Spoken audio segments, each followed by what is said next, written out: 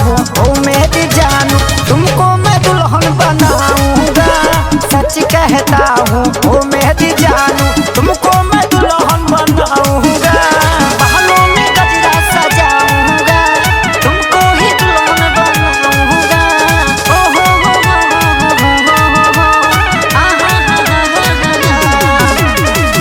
सोता हूँ तो रात को तुम सपने में आती हो। क्या मैं बताऊँ मुझको कितना सताती हो, मेरा चुराती हो।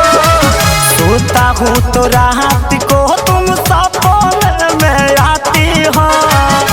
क्या मैं बताऊँ मुझको कितना सताती हो।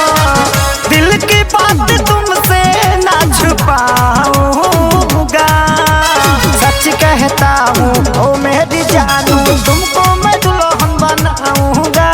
सच कहता हूँ ओ मेरी जानू, तुमको मैं दुल्हन बनाऊंगा। तुमको मैं दुल्हन बनाऊंगा, दिल में अपने बसाऊंगा। ला ला ला ला ला ला ला ला अपने ही नाम की चुनर तुमको ओढ़ाएंगे।